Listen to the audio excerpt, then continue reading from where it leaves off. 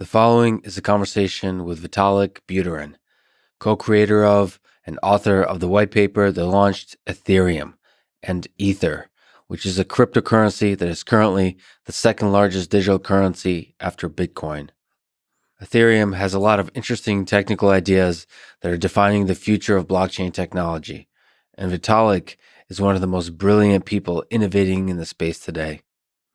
Unlike Satoshi Nakamoto, the unknown person or group that created Bitcoin, Vitalik is very well known and at a young age is thrust into the limelight as one of the main faces of the technology that may redefine the nature of money and all forms of digital transactions in the 21st century.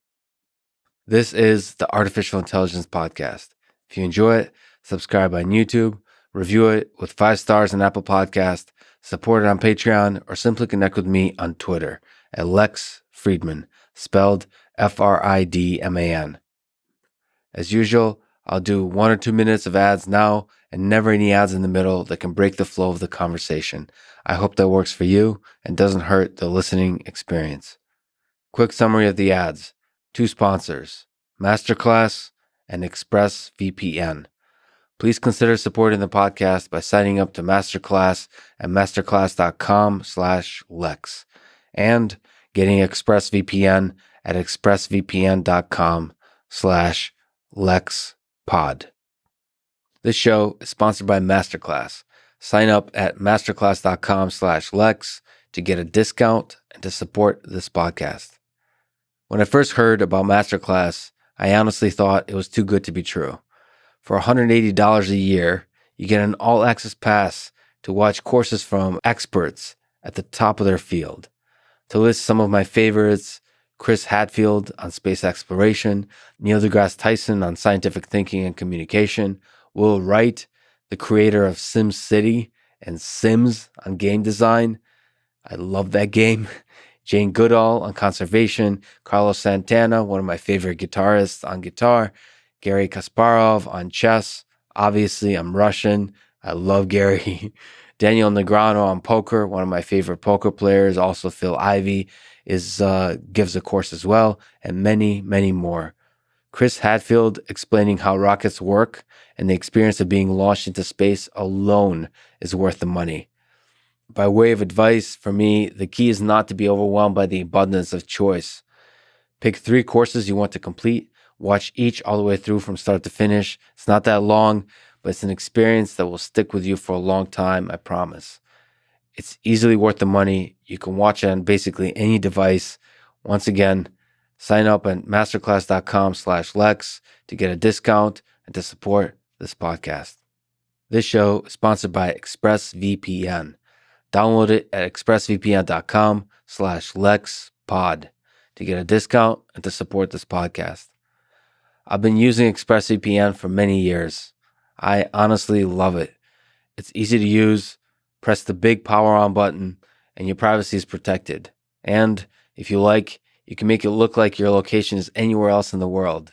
I might be in Boston now, but I can make it look like I'm in New York, London, Paris, or anywhere else. This has a large number of obvious benefits.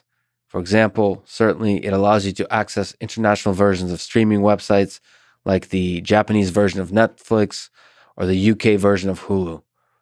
As you probably know, I was born in the Soviet Union, so sadly, given my roots and appreciation of Russian history and culture, my website and the website for this podcast is blocked in Russia. So this is another example of where you can use ExpressVPN to access sites like the podcast that are not accessible in your country.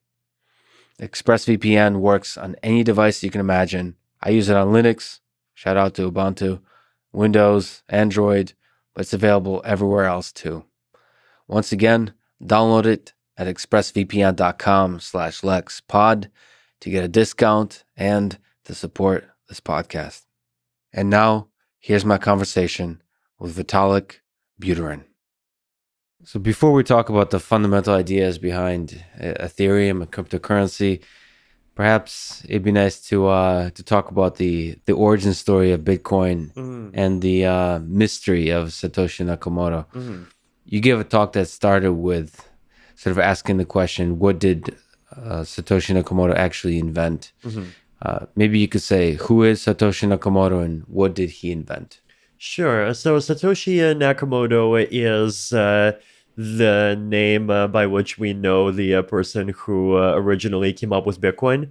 So the reason why I say the name by which we know is that this is a anonymous fellow who has shown himself to us only over the internet, just by first publishing the white paper for Bitcoin, then releasing the original source code for Bitcoin, and then talking to the very early Bitcoin community on Bitcoin forums, and of interacting with them and helping the project along for a couple of years.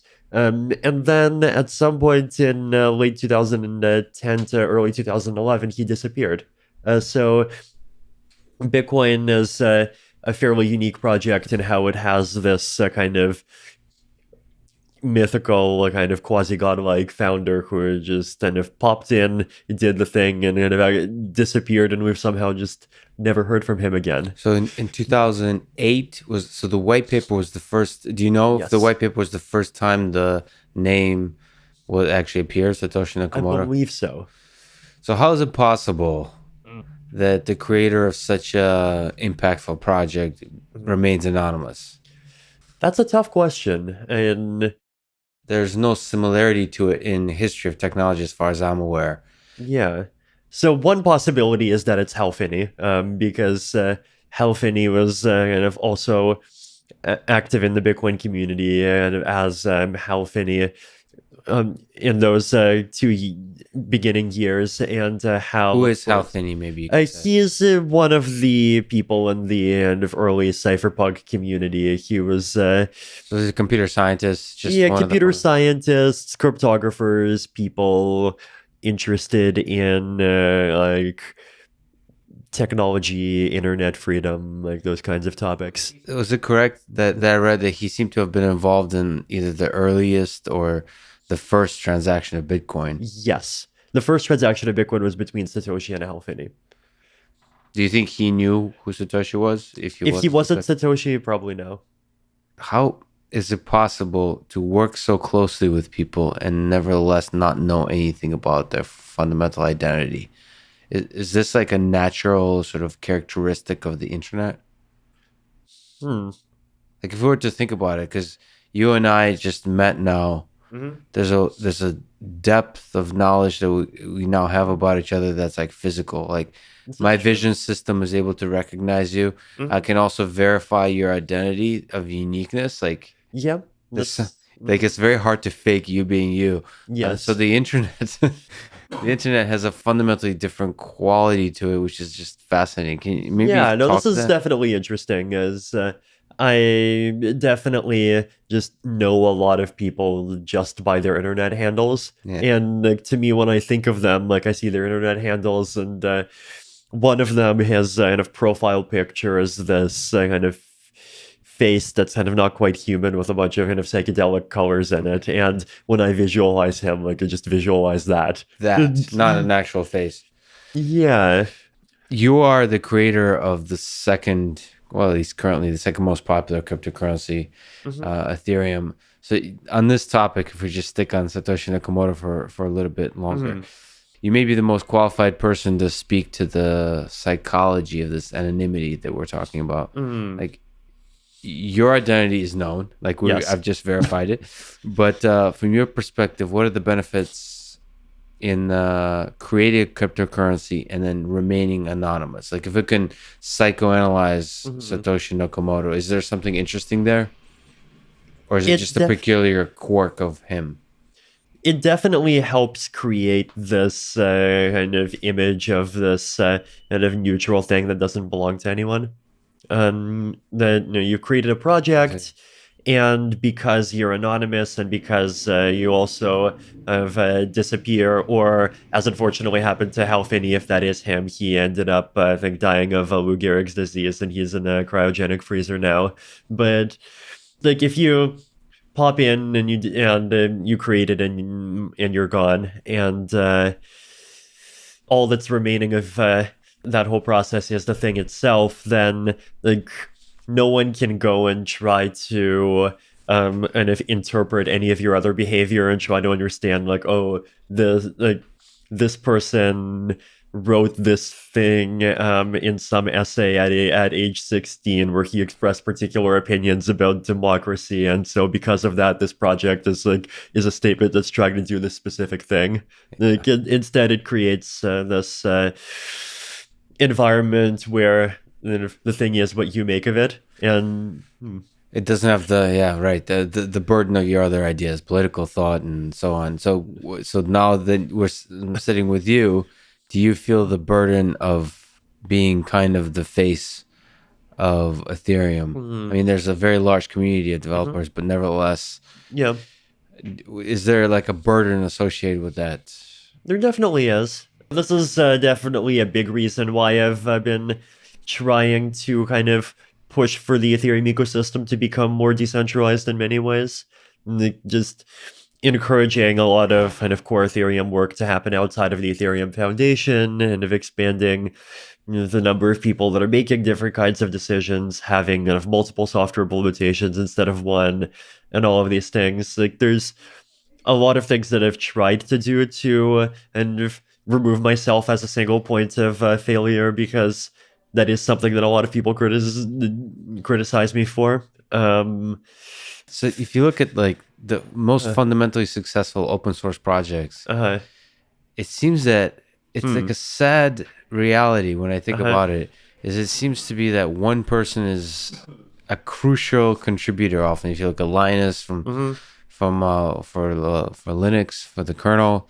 Yeah, that is possible, and I'm definitely not planning to disappear. That's an interesting tension that projects like this kind of desire a single entity, and yet they're fundamentally distributed. I don't know if there's something interesting to say about that kind of structure, and thinking about the future of cryptocurrency. Does there need to be a leader? There's different kinds of leaders. There's dictators who control all the money. There's people who control organizations. There's kind of high priests that just have themselves and their Twitter followers. What kind of leader are you, would you say? Yeah, these days, actually, a bit more in the high priest direction than before. Yeah, like, I definitely actually don't do all that much of kind of going around and like ordering Ethereum Foundation people to do things because I think those things are important. If there's something that I do think is important, I do just usually kind of say it publicly, or just kind of say it to people, and quite often projects just kind of start doing it. So let's ask the high philosophical question is about money. Yeah. What at the highest level is money? What is money? It's a kind of game, and it's a game where we have points, and if you have points, there's this one move where you can reduce your points by a number and increase someone else's points by the same number, and So it's a fair game, hopefully. Well, it's one kind of fair game.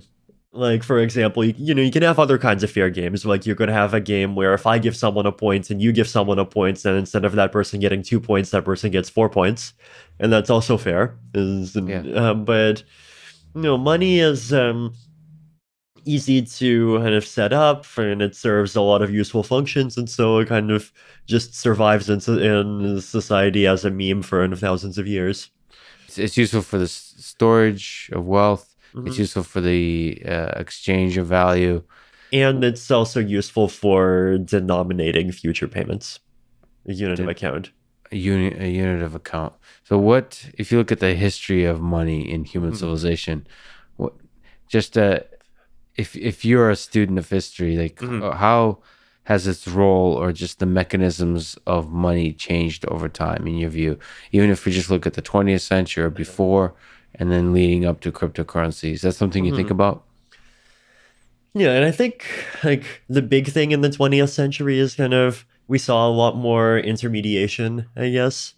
Like, the first part is kind of the move from adding more of different kinds of banking, and then we saw the move from kind of dollars being backed by gold to dollars being backed by gold that's only redeemable by certain people to dollars not being backed by anything, to an system where you have a bunch of free floating currencies, and then people like getting kind of bank accounts, and then those things becoming electronic, people getting accounts with payment processors that have bank accounts. So what do you make of that? That's such a fascinating philosophical idea that money might not be backed by anything. What is that like fascinating to you, that money can exist without being backed by something physical? it definitely is. Like, what do you make of that? Like, how is that possible? Is that stable? If you look at the future of human civilization, is it possible to have money at the large scale at such a hugely productive and rich societies be able to operate successfully without money being backed by anything physical? I feel like the interesting thing about the 21st century especially is that a lot of the important, valuable things are not backed by anything. Like if you look at like tech companies, for example, like something like Twitter, Yes. right?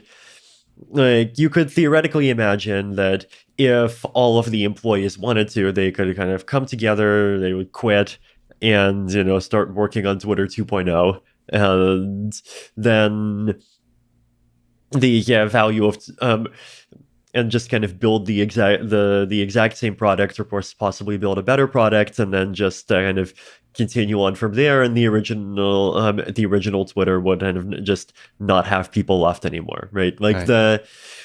there is theoretically kind of code and like IP that's owned by the company, but in reality, like good programmers could probably rewrite all that stuff in 3 months. So the reason why the thing has value is just kind of network effects and coordination problems, right? Like these employees in reality aren't going to switch all at once, and also the users aren't all going to switch at once, because it's just difficult for them to switch at once. And so there's these kind of metastable and of equilibria in interactions between thousands and millions of people that are just actually quite sticky, even though if you try to kind of assume that everyone's a perfectly rational and kind of perfectly slippery spherical cow, they don't seem to exist at all. That stickiness, do you have a sense, a grasp of the sort of the fundamental dynamic, like the physics of that stickiness? It seems to work, but and I think some of the cryptocurrency ideas kind of rely on it working. Yeah, it's it's the sort of thing that's definitely been economically modeled a lot. Like one the kind of analogy of something similar that you often see in textbooks as like, what is a government? Like if, for example, like 80% of people in a country just like tomorrow suddenly had the idea that like the laws that are currently the laws in the government that currently is the government are just people, and some other thing is the government, and they just kind of start acting like it, then that would kind of become the new reality. And then the question is, well, what happens if kind of between 0 and 80 people or and 80% of people start believing that? And like, what is the thing you see is that if there is one of these kind of switches happening, this kind of revolution, then if you're the first person to join, then like you probably don't have the incentive to do that. But then if you're the 55th percentile person to join, then suddenly it becomes quite safe too.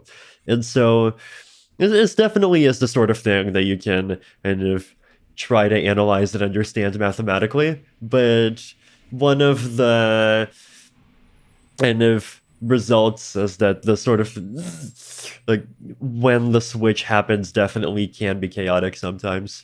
Yeah, but still, like to me, the idea that the network effects, the fact that human beings at a scale of like millions, billions, can share, even the idea of currency, like all agree. That's just I know economics can model it. I'm a skeptic on economic, and it's like so my favorite sort of field, maybe recreationally, psychology, is trying to understand human behavior.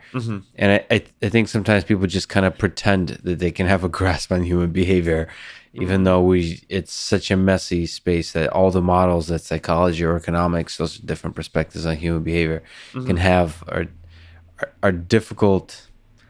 it's difficult to know how much that's wishful thinking and how much it is actually getting to the core of understanding human behavior. Mhm. But on that idea, what do you think is the role of money in human motivation?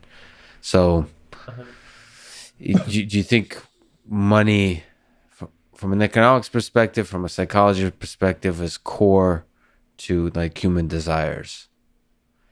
Money is definitely very far from the only motivator. It is a big motivator, and it's one of the closest things you have to a universal motivator.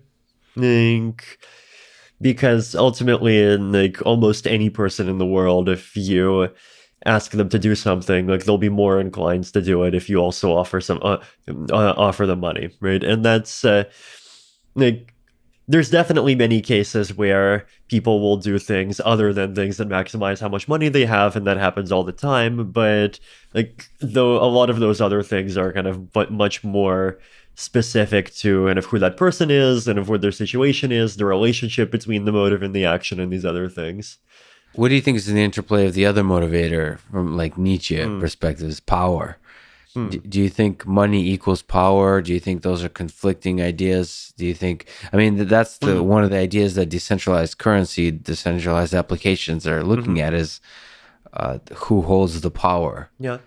Money is definitely a kind of power. And there's definitely people who want money because it gives them power. And then even if money doesn't seem to kind of explicitly be about money, a lot of things that people spend money on are ultimately about kind of social status of some kind. So I definitely view those two things as kind of interplaying. And then there's also money as just a way of like measuring how successful you are, like as a scoreboard, right? So this kind of gets back to the game. Like if you have $4 billion, then the main benefit you get from going up, well, one of the big benefits you get from going up to $6 billion is that now instead of being below the guy who has 5, you're above the guy who has 5. So you think money could be kind of, in the game of life, it's also a measure of self-worth. It's like how we It's definitely how a lot of people perceive it. define ourselves in the hierarchy of and I'm society. not saying it's kind of a healthy thing that people define their self-worth as money, because it's definitely kind of far from a perfect indicator of like how much you value you provide to society or anything like this. But I definitely think that like, as a matter of kind of current practice, a bunch of people do feel that way. So what does utopia from an economic perspective look like to you? What does a perfect world look like? I guess the Economist's utopia would be one where kind of everything is kind of incentive aligned in the sense that there aren't kind of conflicts between what satisfies your goals and kind of what is good for kind of everyone in the world as a whole. What do you think that would look like? Does that mean there's still poor people and rich people? There's still income inequality? Do you think sort of Marxist ideas are strong? Do you think sort of ideas of objectivism, like where the market rules, is strong? Like, what is there different economic philosophies that just seem to be reflective of what a utopia would be?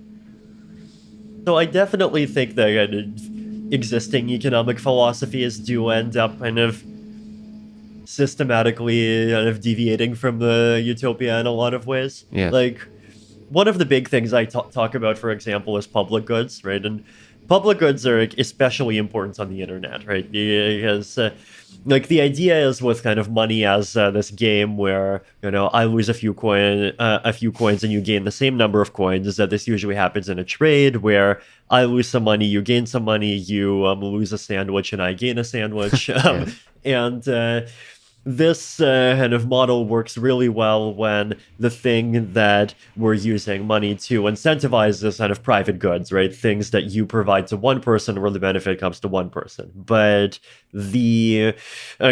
on the internet especially, but also many contexts kind of off the internet, there's actions that kind of individuals or groups can take where instead of the benefit going to one person, the benefit just goes to many people at the same time, and you can't control who the benefit goes to, right? So, for example, this podcast, we publish it, and when it's published, you don't have any fine-grained control over, like, oh, these 38,000 people can watch it, and then, like, these other 29,000 people can't. Yeah. It's like, once the number goes high enough, then, people will just, like, copy it. And then when I write articles on a blog, then they're just, like, free for everyone, and that stuff's even harder to prevent anyone from copying.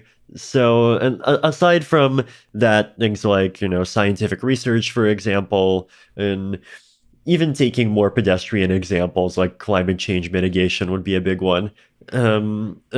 So there's a lot of things in the world where you have these kind of individual actions with concentrated costs and distributed benefits, and money as a point system does not do a good job of encouraging these things. And one of the kind of other things, even kind of tangentially connected to crypto, but kind of theoretically outside of it, that I work on, is this kind of mechanism called quadratic funding. Mm-hmm. And the way to think about it is kind of imagine a point system where if one person gives coins to one other person, then it works the same way as money.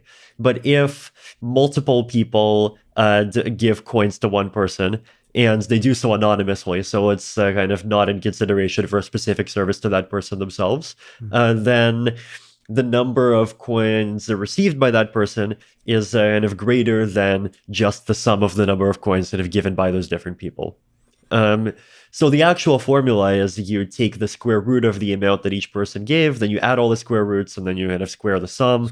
Yeah, and then you give that. And the idea here would basically be that if, let's say, for example, you just start going off and kind of planting a lot of trees, and there's a bunch of people that are really happy that you're planting trees, and then so they go and all kind of throw a coin your way, then there is basically the fact that kind of you get more than the sum, you get this kind of square of some of these of square roots of these tiny amounts, is that this actually kind of compensates for the tragedy of the commons, right? And there's even this kind of mathematical proof that it sort of optimally compensates for it.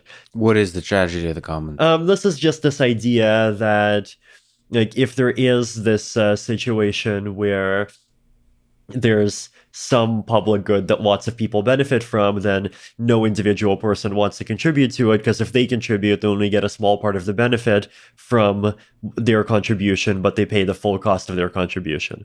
In which context is this? Sorry, what is the term quadratic? What? Quadratic funding is quadratic the mechanism. Funding. Yeah. Like, in which context is this mechanism useful? So obviously you said to combat the tragedy of the commons, but in which context do you see it as useful, actually, practically speaking? Yeah, theoretically, public goods in general, right? So like services, like what are we talking about? What's a public good? Yeah, so within the Ethereum ecosystem, for example, like, we've actually tried using this mechanism. I wrote a couple of articles about this kind of on Vitalik.ca, where I go through some of the most recent rounds, and it's been really interesting. Some of the top ones that people supported, there were things like kind of just online user interfaces that make it easier for people to interact with Ethereum. There was documentation, there were podcasts, there were kind of software kind of clients, like kind of implementations of the Ethereum protocol, privacy tools, just like lots of things that are kind of useful to lots of people. When a lot of people are contributing, funding a particular entity. Yeah, that's really interesting. Is there something special about the quadratic, the summing of the square roots and taking the square? So another way to think about it is, like, imagine if n people each give $1, then the person gets n squared, right? And And so each individual person's contribution gets multiplied by n, right? Because you have n people. Yeah. And so that kind of perfectly compensates for the kind of n-to-1 tragedy of the commons. I just wonder if the squared part is somehow fundamental. No, it is.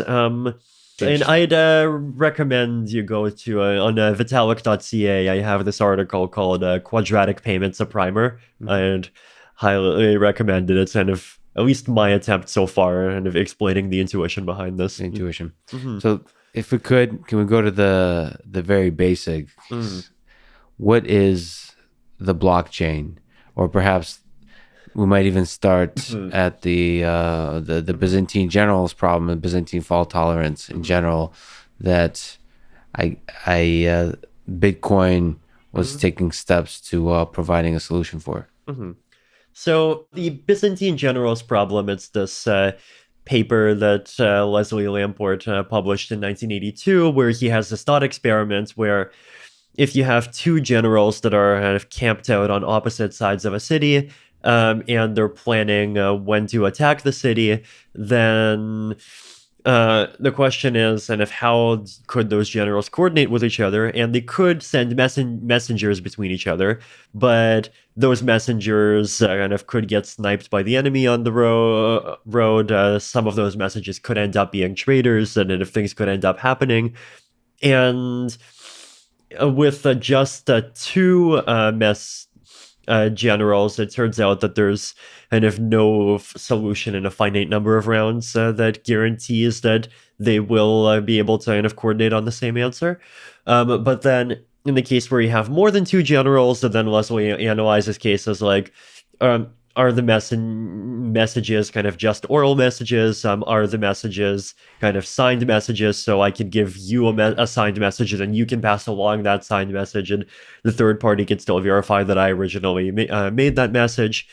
And depending on those different cases, there's kind of different bounds on, like, given how many generals and how many traitors among those generals, and if whether, like, under what conditions you actually can agree when to launch an attack.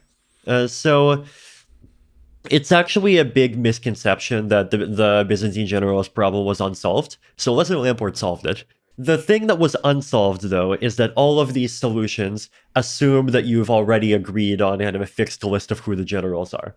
And these generals have to be kind of semi-trusted to some extent. They can't just be anonymous people, because if they're anonymous, then, like, the enemy could just be 99% of the generals.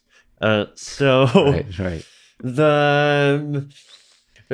In the 1980s and the 1990s, kind of the general use case for distributed system stuff was more kind of enterprisey stuff, where you could kind of assume that you know who the nodes are that are running these kind of computer networks. So if you want to have some kind of decentralized computer network that pretends to be a single computer and that you can kind of do kind of operations on, then it's made out of these kind of 15 specific computers, and we know kind of who and where they are. And so we have a good reason to believe that, say, at least 11 of them would be fine.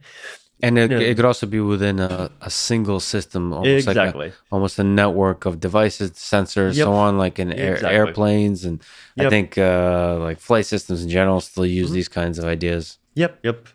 So that's the 80s. That's the 80s and 90s. Now, the cypherpunks had a different use case in mind, which is that they wanted to create a fully decentralized global permissionless currency. And the problem here is that they didn't want any authorities, and they didn't even want any kind of privileged list of people. Right. And so now the question is, well, how do you use these techniques to create consensus when you have no way of kind of measuring identities, right? You have no way of kind of determining whether or not some 99% of participants aren't actually all the same guy. Right. And so the clever solution that Satoshi had, this is kind of going back to that presentation I made at DEF CON a few months ago, where I said that the thing Satoshi invented was cryptoeconomics, is this really neat idea that you can use economic resources to kind of limit how many identities you can get. And if there isn't any existing decentralized digital currency, then the only way to do this is with proof of work, right? So with proof of work, the solution is just you publish a solution to a hard mathematical puzzle that takes some kind of clearly calculable amount of computational power to solve, you get an identity. And then you solve 5 of those puzzles, you get 5 identities. And then these are the identities that we run the consensus algorithm between. So the proof of work mechanism you just described is like the fundamental idea proposed in the white paper that defines Bitcoin. What's the idea of consensus that we wish to reach? Why is consensus important here? What is consensus? So the goal here, in just simple technical terms, is to basically kind of wire together a set of a large number of computers in such a way that they kind of pretends to the outside world to be a single computer, where that single computer keeps working even if a large portion of the kind of constituents, the computers that make it up, break. Right. And kind of break in arbitrary ways. Like they could shut off, they could try to actively break a system, they could do lots of mean things. So the reason why the cypherpunks wanted to do this is because they wanted to run one particular program on this virtual computer. And the one particular program that they wanted to run is just a currency system, right? It's a system that just processes a series of transactions. And for every transaction, it verifies that the sender has enough coins to pay for the transaction. It verifies that the digital signature is correct. And if the check's passed, then it subtracts the coins from one account and adds the coins to the other account, roughly. So first of all, the proof of work idea is kind of, I mean, at least to me, seems pretty fascinating. It is. I mean, it's kind of a revolutionary idea. I mean, is it obvious to come up with that you can use you can exchange basically computational resources for identity? It actually has a pretty long history. It was first proposed in a paper by Cynthia Dwork and Nayor in 1994, I believe. And the original use case was combating email spam. So the idea is that if you send an email, you have to send it with a proof of work attached, and like this makes it reasonably cheap to send emails to your friends, but it makes it really expensive to send spam to 1 million people. Yeah, that's a simple, brilliant idea. So maybe also taking a step back. So what is the role of blockchain in this? What is the blockchain?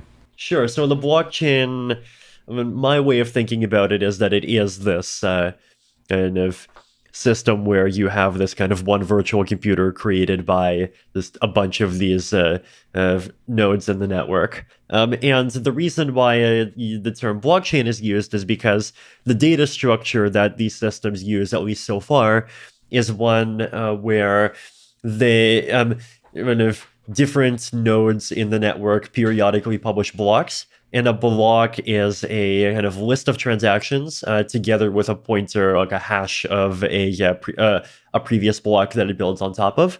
And so you have a series of blocks that nodes in the network create, where each block points to the previous block, and so you have this chain of them.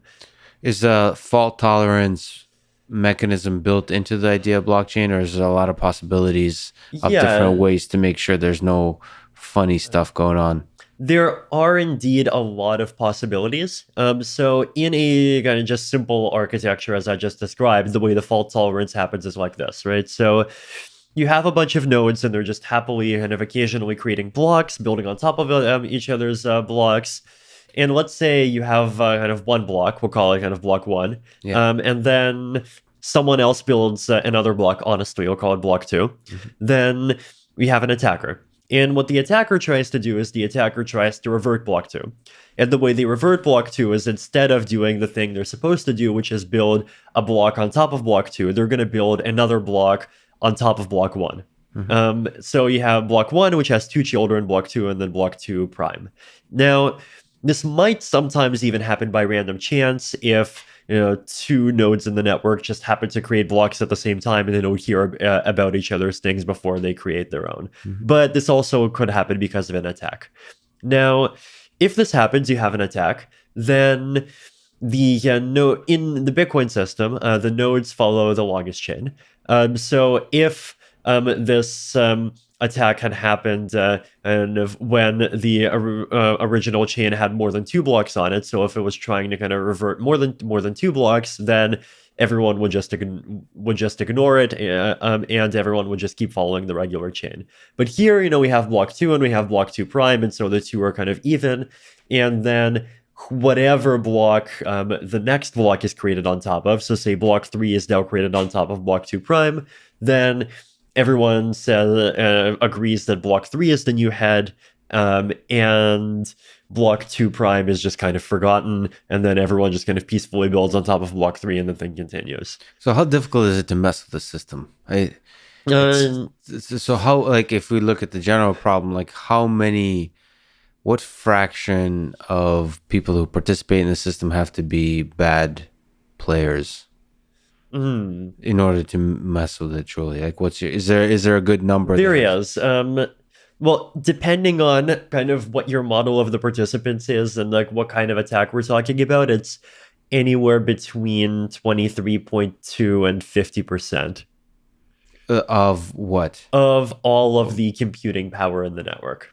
Sorry, so 22 and 23 between 23.2 and 50%. And 50% can be compromised. So like once your portion of the total computing power in the network goes above the 23.2 level, then there's kind of things that you can potentially do, and as your percentage of the network kind of keeps going up, then your ability to do mean things kind of goes higher, and then if you have above 50%, then you can just break everything.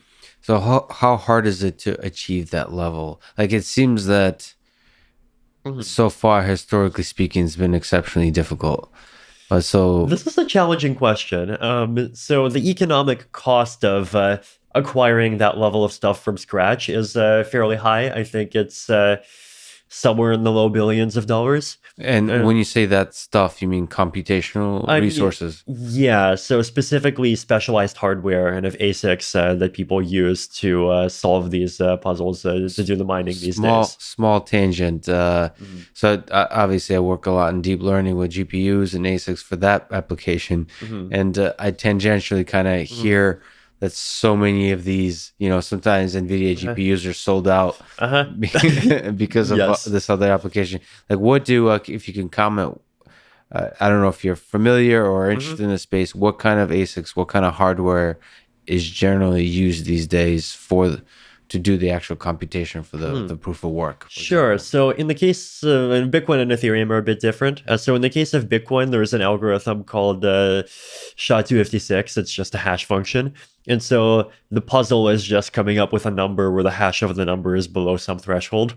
And so because the hashes are designed to be random, you just have to keep on trying different numbers until one works. And the ASICs are just like specialized circuits that contain circuits for evaluating this hash over and over again, and you have kind of like millions or billions of these hash evaluators and just stacked on top of each other inside of a box, and you just keep on running the box 24/7. In the ASICs, there's literally specialized hardware designed for this. Yes. Oh, we live in an amazing world. Another tangent, and I'll come back to the basics, but does quantum computing throw a wrench into any of this? Very good question. So quantum computers have two main kind of families of algorithms that are relevant to cryptography. One is Shor's algorithm, and Shor's algorithm is one that kind of completely breaks the hardness of some specific kinds of mathematical problems. So the one that you've probably heard of is it makes it very easy to factor numbers. So figure out kind of what prime factors are that you need to multiply together to get some number, even if that number is extremely big. Shor's algorithm can also be used to break elliptic curve cryptography. It can break like any kind of hidden order groups. It breaks a lot of kind of cryptographic nice things that we're used to. But the good news is that for every kind of major use of things that Shor's algorithm breaks, we already know of quantum proof alternatives. Right. Now, we don't use these quantum proof alternatives yet because in many cases they're 5 to 10 times less efficient, but crypto industry in general kind of knows that this is coming eventually, and it's kind of ready to take the hit and switch to that stuff when we have to. The second algorithm that is relevant to cryptography is Grover's algorithm, and Grover's algorithm might even be kind of more familiar to AI people. It's basically usually described as solving search problems. But the idea here is that if you have a problem of the form, find a number that satisfies some property, then if with a classical computer you need to try kind of n times before you find a number, then with a quantum computer you only need to do square root of n computations. Mm-hmm. And Grover's could potentially be used for mining, but there's two possibilities here. One is that Grover's could be used for mining, and whoever creates the first working quantum computer that could do Grover's will just mine way faster than everyone else, and we'll see another round of what we saw when ASICs came out, which is that kind of the new hardware just kind of dominated the old stuff, and then eventually it switched to a new equilibrium. But by the way, way faster, not exponentially faster. Quadratically right? faster. Quadratically faster, yeah. Which is not sort of... it's not game-changing, I would say. It's like ASICs, like you said, it would be... Exactly. Yeah, so it would not necessarily break proof of work as a thing. That's right, yeah. Now, the other kind of possible world, right, is that quantum computers have a lot of overhead. There's a lot of complexity involved in maintaining quantum states, and there's also, as we've been realizing recently, making quantum computers actually work requires kind of quantum error correction, which requires kind of 1,000 real qubits per logical qubit. And so there's the very real possibility that the overhead of running a quantum computer will be higher than the speed up you get with Grover's, which would be kind of sad, but which would also mean that given proof of work will just keep working fine. So, beautifully put. So proof of work is the core idea of Bitcoin. Is there other core ideas before we kind of take a step towards the origin story and ideas of Ethereum? Is there other stuff that were key to the white paper of Bitcoin? There's proof of work, and then there's just the cryptography, just kind of public keys and signatures that are used to verify transactions. Those two are the big things. So then what is the origin story? Maybe the human side, but also the technical side of Ethereum. Sure. So I joined the Bitcoin community in 2011, and I started by just writing. I first wrote for this sort of online thing called Bitcoin Weekly. Then I started writing for Bitcoin Magazine. Sorry to interrupt. You have this funny kind of story, true or not, is that you were disillusioned by the downsides of centralized control from your experience with World of Warcraft. Is this true, or you're just being witty? I mean, the event is true. The fact that that's the reason I do decentralization is witty. Maybe just a small tangent. Have you always had a skepticism of centralized control? Is that to some degree, yeah. Has that feeling evolved over time, or has that just always been a core feeling that decentralized control is the future of our human society? And it's definitely been something that felt very attractive to me ever since I could have learned that such a thing is possible. It's possible, even technically. Yeah. So great. So you joined the Bitcoin community in 2011. You said you began writing. Mm-hmm. So what's next? Started writing. Moved from high school to university. Halfway in between that, and spent a year in university. Then at the end of that year, I dropped out to do Bitcoin things full time. And this was a combination of continuing to write Bitcoin Magazine, but also increasingly work on software projects. And I traveled around the world for about 6 months and just going to different Bitcoin communities. Like I went to first in New Hampshire, then Spain, other European places, Israel, and then San Francisco. And along the way, I've met a lot of other people that are working on different Bitcoin projects. And when I was in Israel, there were some kind of very smart teams there that were working on ideas that people were starting to kind of call Bitcoin 2.0. So one of these was colored coins, which is basically saying that, hey, let's not just use the blockchain for Bitcoin, but let's also kind of issue other kinds of assets on it. And then there was a protocol called Mastercoin that supported issuing assets, but also supported many other things, like financial contracts, like domain name registration, and a lot of different things together.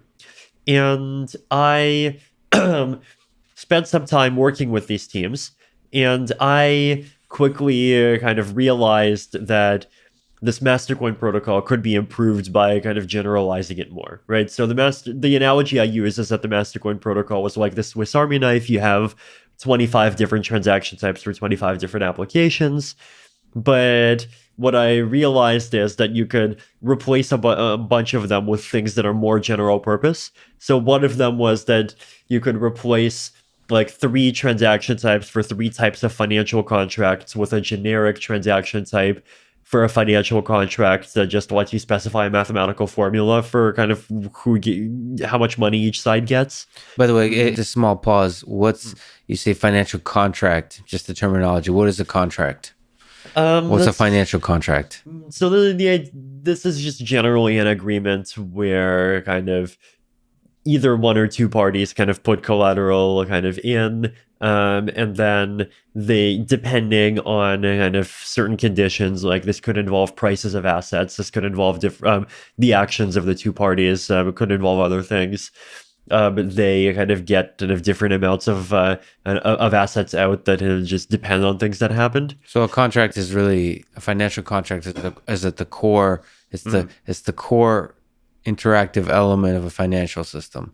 Yeah, there's many different kinds of financial contracts. Like there's things like options where you kind of give someone the right to buy a thing that you have for some specific price for some period of time. There's contracts for difference where you basically are kind of making a bet that says like, for every $1 this thing goes up, I'll give you $7, or for every $1 the thing goes down, you give me $7 or something like that. But the main idea that these contracts have to be enforced and trusted. Yes, exactly.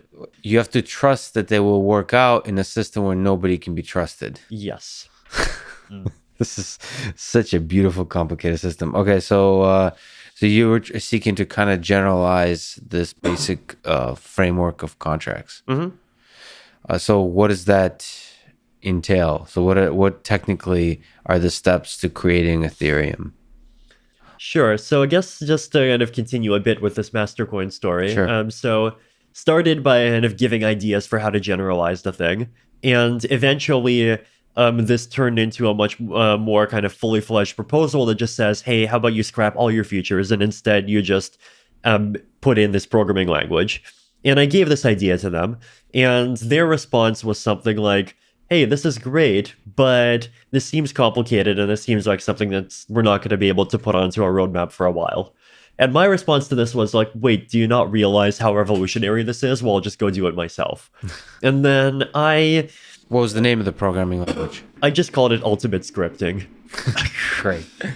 So then I kind of went through a couple more rounds of iteration, and then the idea for Ethereum itself started to form.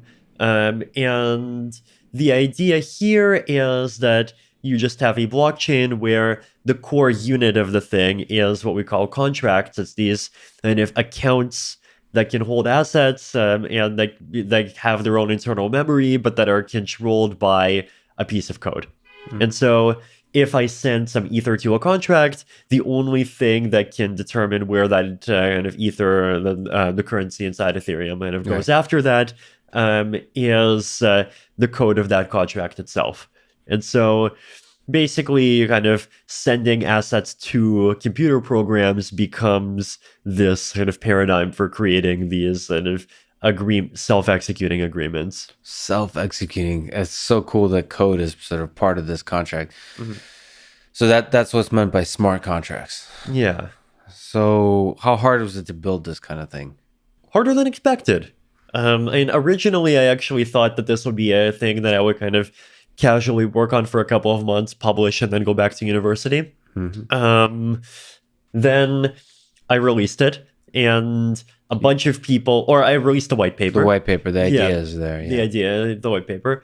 A whole bunch of people came in offering to help. A huge number of people kind of expressed interest. And this was something I was totally not expecting. And then I kind of realized that this would be something that's kind of much bigger than I had ever thought that it would be. And then we started on this kind of much longer development slog of making something that kind of lives up to this sort of much higher level of expectations. What are some of the? Is it fundamentally like software engineering challenges? It Or was. Is there social? Okay, so there's And social. so what are the biggest interesting challenges that you've learned about human civilization and in software engineering through this process? So I guess one of the challenges for me is that like I'm one of the kind of apparently unusual geeks who was kind of never treated with anything but kindness in school. Yes. And so when I got into crypto, I kind of expected everyone would just kind of be the same, kind of altruistic and nice in that same way.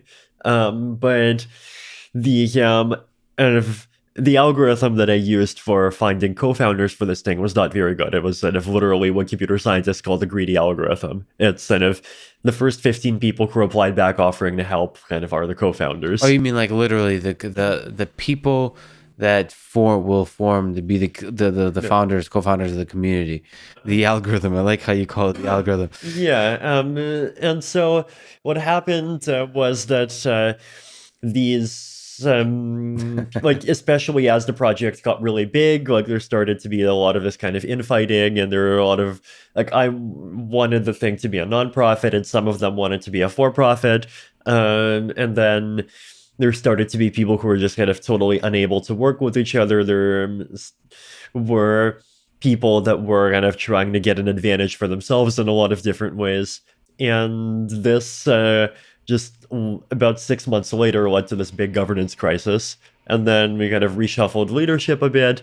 And then the project kept on going. Then 9 months later, there was another governance crisis. And then there was a third governance crisis. And so, is there a way to, if you're looking at the human side of things, is there a way to optimize this aspect of the cryptocurrency world? It seems that there is, from my perspective, there's a lot of different characters and personalities and egos. And like you said, I don't know if, I also like to think that most of the people in the world are well-intentioned.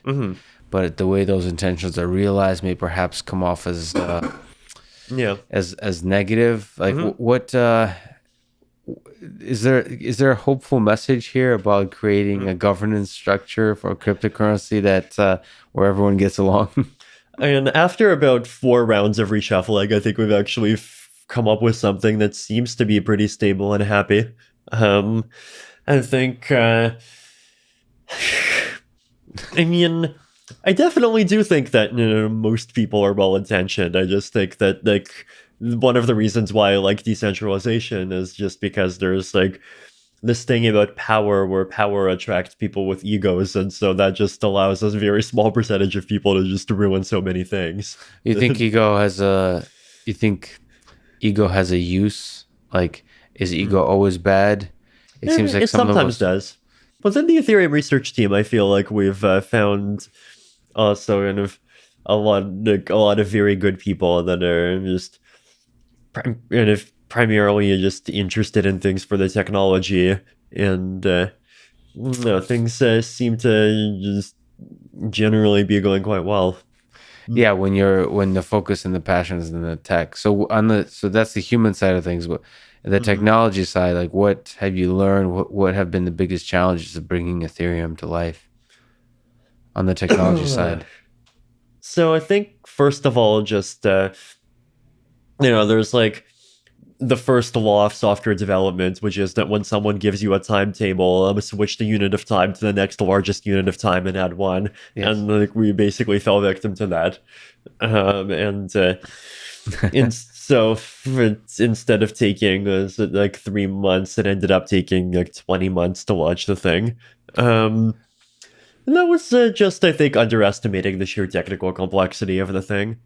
There were research challenges, like, so for example, one of the things that we've been saying from the start that we would do, one is a switch from a proof of work to a proof of stake, where proof of stake is this alternative consensus mechanism where instead of having to waste a lot of computing power on solving these mathematical puzzles that don't mean anything. You kind of prove that you have access to coins inside of the system, and this kind of gives you some level of participation in the consensus. Can you maybe elaborate on that a little bit? I understand the idea of proof of work. I know that a lot of people say that the idea of proof of stake is really appealing. Can you maybe linger on it longer, explain what it is?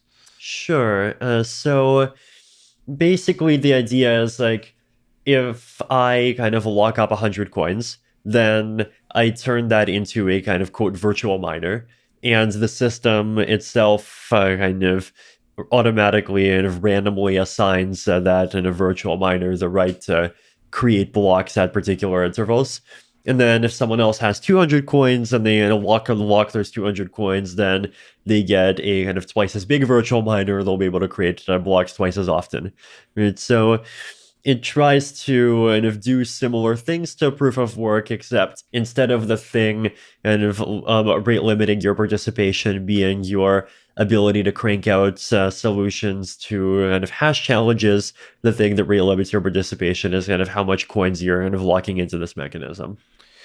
Okay, so interesting. So that limited participation doesn't require you to run a lot of compute. Does that mean that the richer you are, so rich people are more like their identity is more right, and this stable, yeah, verifiable, or whatever the right terminology is. Right, and this is definitely a common critique. I think my usual answer to this is that like proof of work is even more of that kind of system. Yes, exactly. Because I didn't mean it in that statement as a criticism. I think you're exactly right. That's equivalent. The proof of work is the same kind of thing, but in the proof of work, you have to also use physical resources.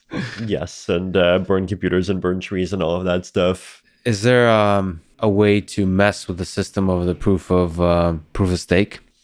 There is, but you will once again need to have a very large portion of all the coins that are locked in the system to do anything bad. Got it. So, yeah, and just to that, maybe take a small tangent. One of the criticisms of cryptocurrency is the fact that I guess for the proof of work mechanism, you have to use so much energy in the world. Yes. Is one of the motivations of proof of stake is to move away from this? Definitely. Like, what's your sense of the? Maybe I'm just underinformed. Is there like legitimately environmental impact from this? Yeah. So the latest thing was that Bitcoin consumed as much energy as the country of Austria or something like that. Yeah. And then Ethereum is like right now maybe only like half an order of magnitude smaller than Bitcoin. I've heard you talk about Ethereum 2.0. So what's the dream of Ethereum 2.0? What's the status of proof of stake as the mechanism that Ethereum moves towards? And also, how do you move to a different mechanism of consensus within a cryptocurrency? So Ethereum 2.0 is a collection of major upgrades that we've wanted to do to Ethereum for quite some time. The two big ones, one is proof of stake, and the other is what we call sharding.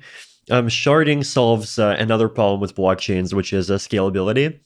And what sharding does is it basically says, instead of every participant in the network having to personally download and verify every transaction, every participant in the network only downloads and verifies a small portion of transactions.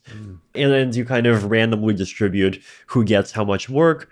And because of how the distribution is random, it still has the property that you need a large portion of the entire network to corrupt what's going on inside of any shard. But the system is still kind of very redundant and very secure. That's brilliant. How hard is that to implement, and how hard is proof of stake to implement? Like on the technical level, software level. Proof of stake and sharding are both challenging. I'd say sharding is a bit more challenging. The reason is that proof of stake is kind of just a change to how the consensus layer works. Sharding does both that, but it's also a change to the networking layer. The reason is that sharding is kind of pointless if at the networking layer you still do what you do today, which is you kind of gossip everything, which means that if someone publishes something, every other node in the client hears it from on the networking layer. And so instead we have to have kind of subnetworks and the ability to quickly switch between subnetworks and have those subnetworks talk to each other.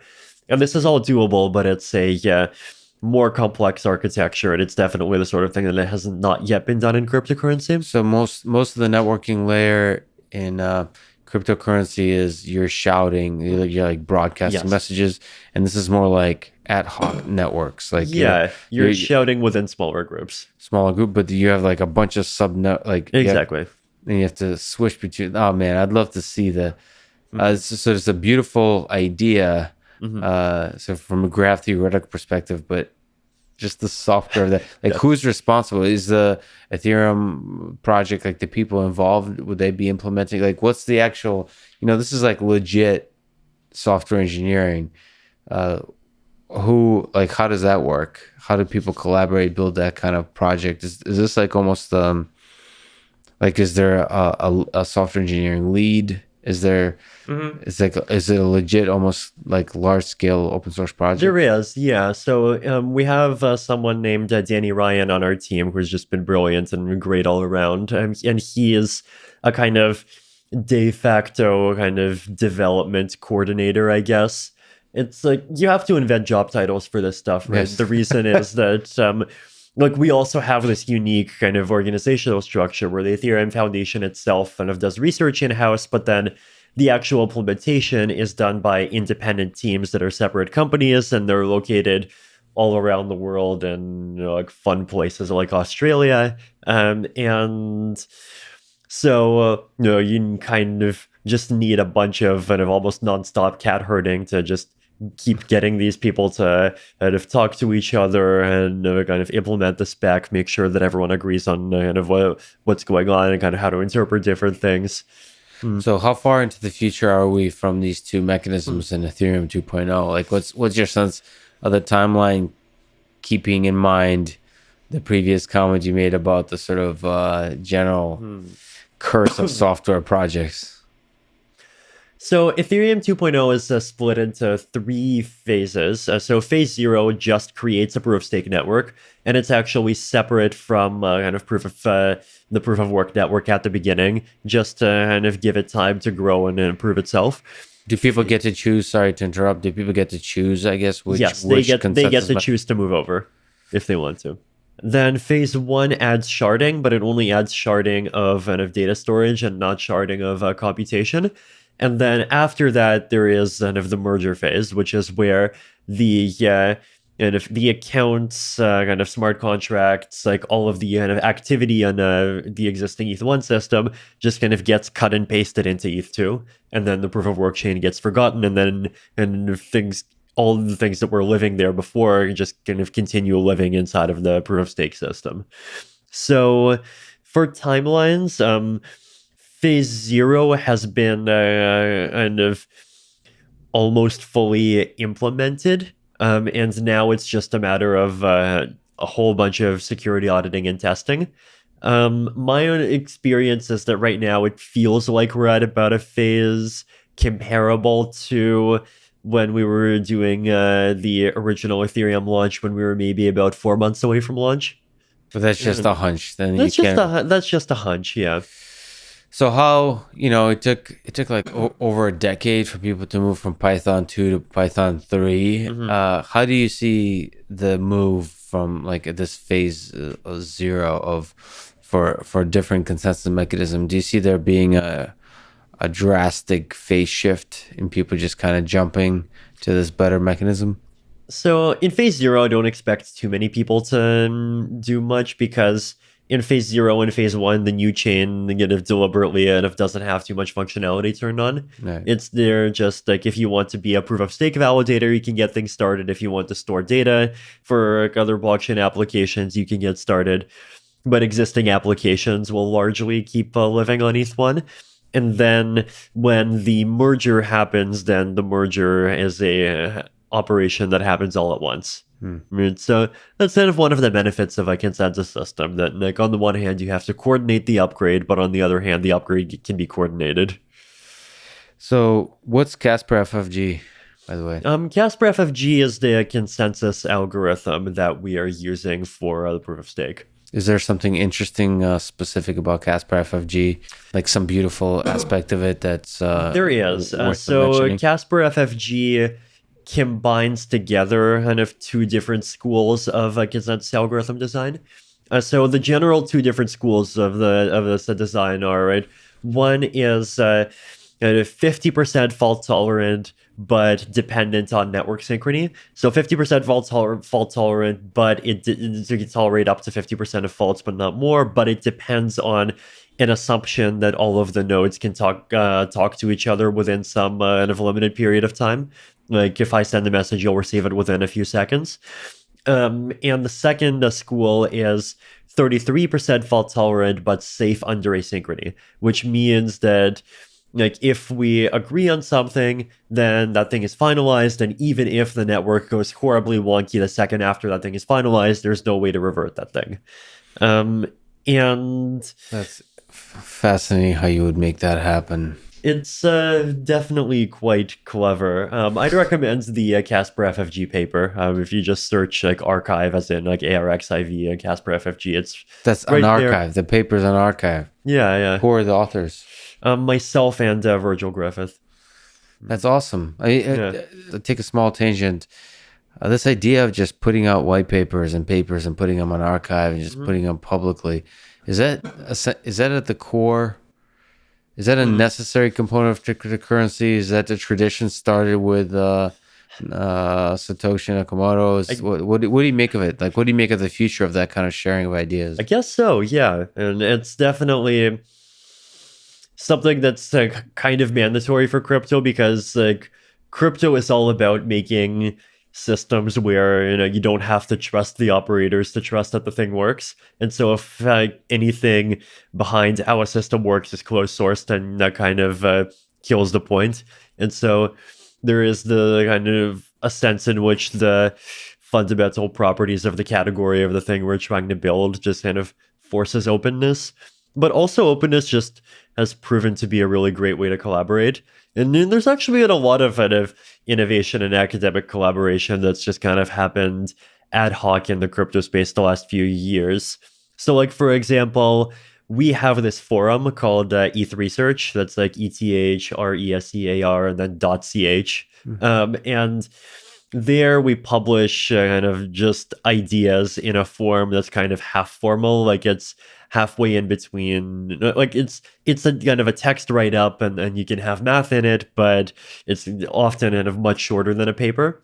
And it turns out that the great majority of new ideas, like they're just kind of fairly small nuggets that you can explain in like 5 to 10 lines, and they don't really... They don't need the whole formality of a paper, right? Exactly. They don't require the kind of like 10 pages of a filler, and so... Introduction, conclusion is not needed.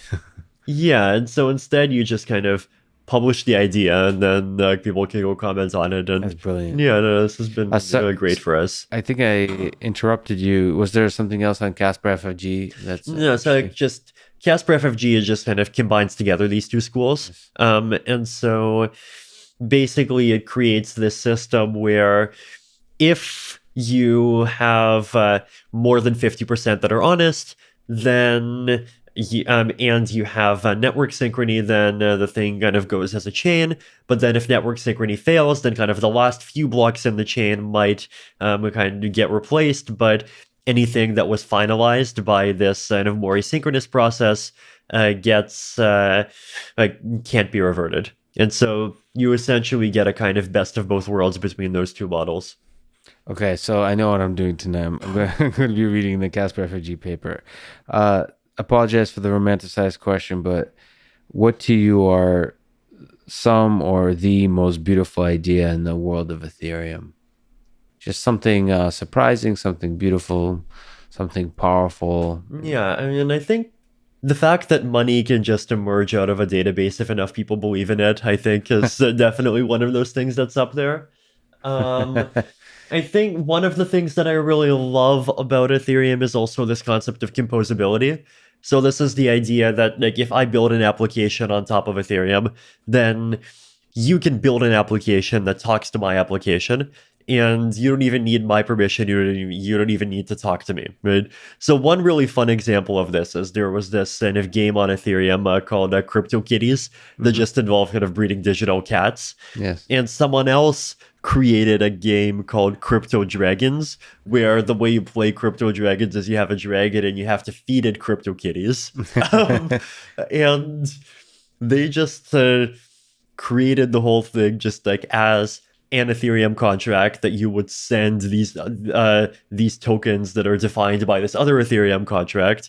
And for the interoperability to happen, like the projects don't really need to, like the teams don't really need to talk to each other. You just kind of interface with the existing program. So it's arbitrarily composable in this kind of way. So you have different groups that could be working. So you could see it scaling to just outside of dragons and kitties. It could be you could build like entire ecosystems of software. Yeah, and especially in the decentralized finance space that's been popping up the last 2 years, there has been a huge amount of really interesting things happen as a result of this. Is it a particular kind of like financial applications kind of thing? Yeah, I mean, there's like stable coins. So this is kind of tokens retain value equal to $1, but they're kind of backed by cryptocurrency. Then there's decentralized exchanges. So as far as the decentralized exchanges goes, there's this really interesting construction that has existed for about 1.5 years now called Uniswap. So what Uniswap is, it's a smart contract that holds balances of two tokens. We'll call them token A and token B. And it maintains an invariant that the balance of token A multiplied by the balance of token B has to equal the same value.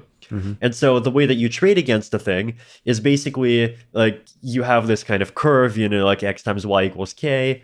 And before you trade, it's at some points on the curve. After you trade, you just like pick some any other points on the curve. And then whatever the delta X is, that's the amount of A tokens you provide. Whatever the delta Y is, that's the amount of B tokens you get, or vice versa. And then kind of the slope at the current point on the curve kind of is the price. And so that just is the whole thing. And that just allows you to have this exchange for tokens, and even if there's very few participants, and the whole thing is just like so simple, and it's just very easy to set up, very easy to participate in, and it just provides so much value to people. So and the fundamental the distributed application infrastructure allows that somehow. Yes. So this is a smart contract, meaning this is all a computer program that's just running on Ethereum. Smart contracts too are just fascinating. They are. Okay. Do you think cryptocurrency may become the main currency in the world one day? So where do you think we're headed in terms of the role of currency, the structure type of currency in the world?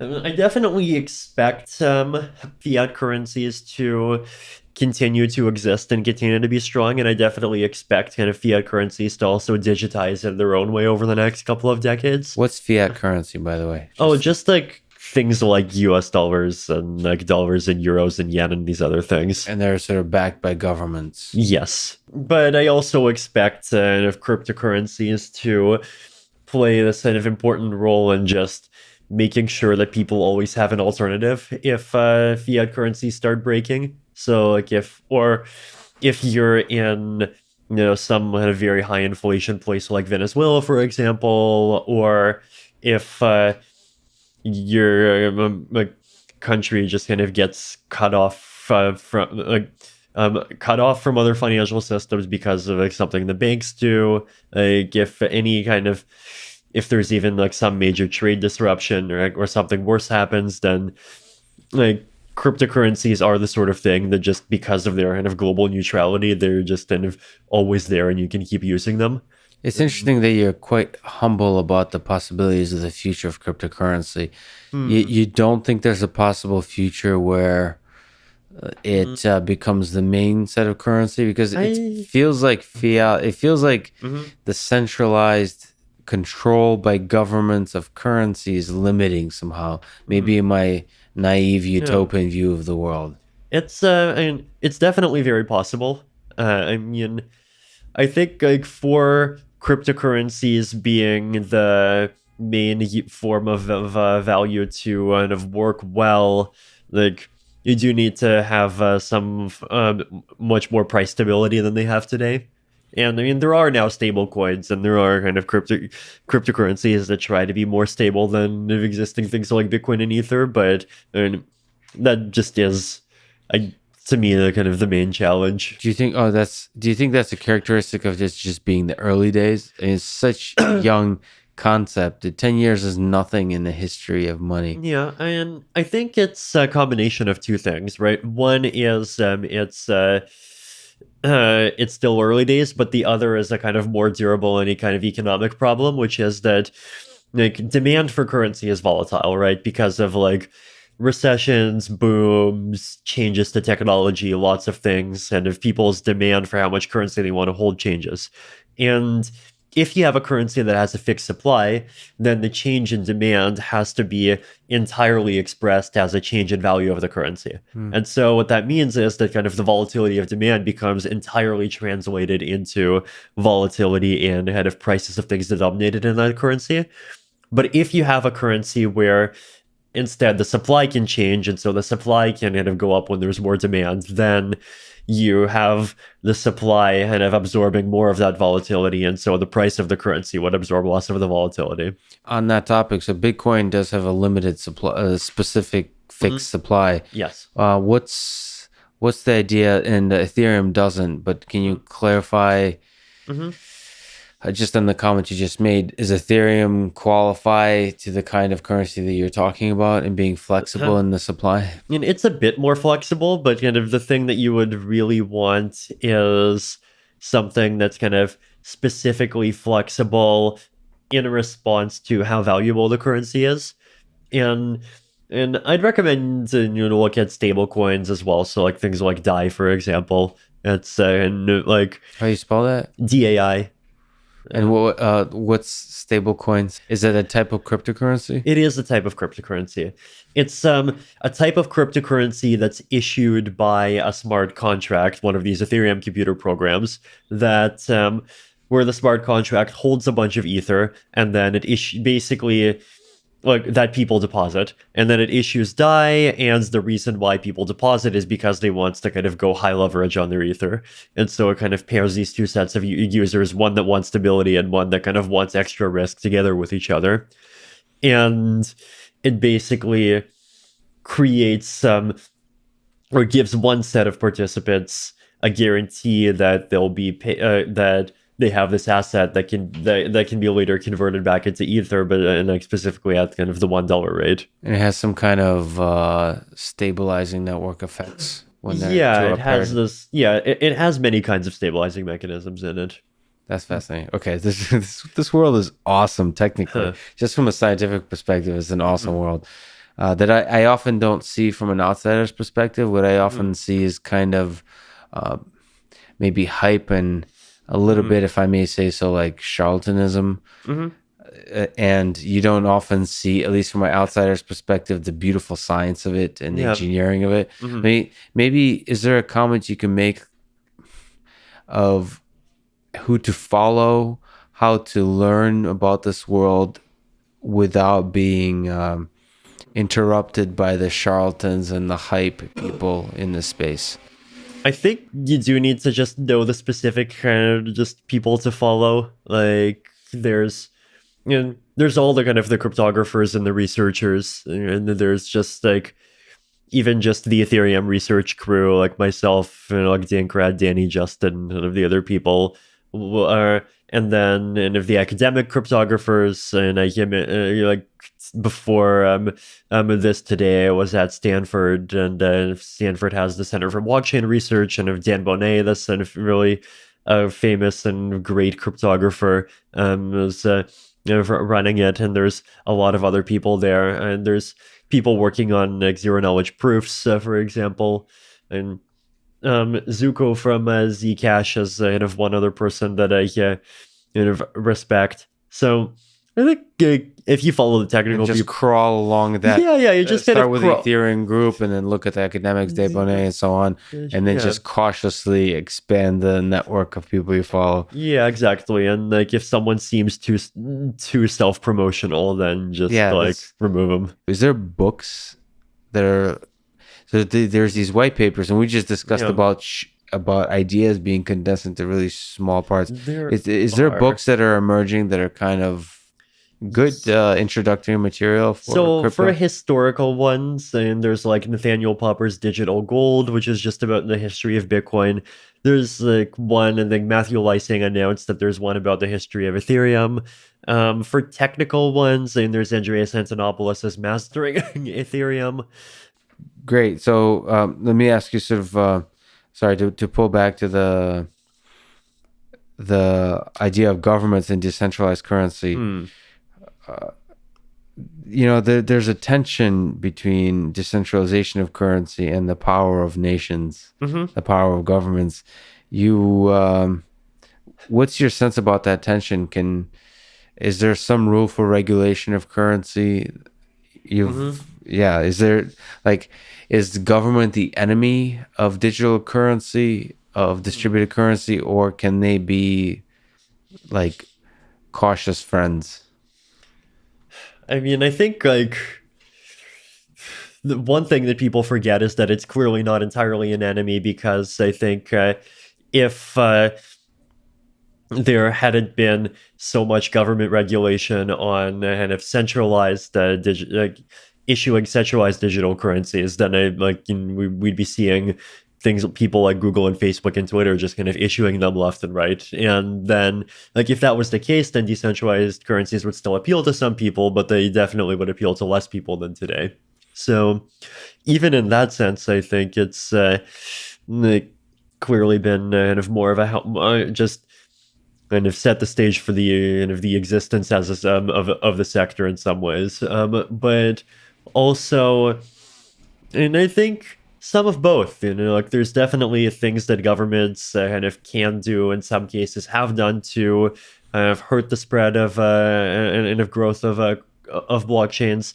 There's things that they've done to help, and they've in some cases definitely done a good job of kind of going after fraudulent projects, and of going after some of the projects that have some of the kind of craziest and most misleading marketing. There's also the possibility that governments will end up using blockchains for a lot of different things. Governments, they do a lot more than just regulating, right? There's also they have the kind of identity records, and they have kind of property registries, even as their own currency is secure, lots of different kind of things that they're operating, and there's even blockchain applications in a lot of those. Yeah, and they can leverage technology to do a lot of good for our societies. It is a little unfortunate that governments often lag behind in terms of their acceptance and leverage of technology. If you look at the autonomous vehicle space, AI in general, they're a few years behind.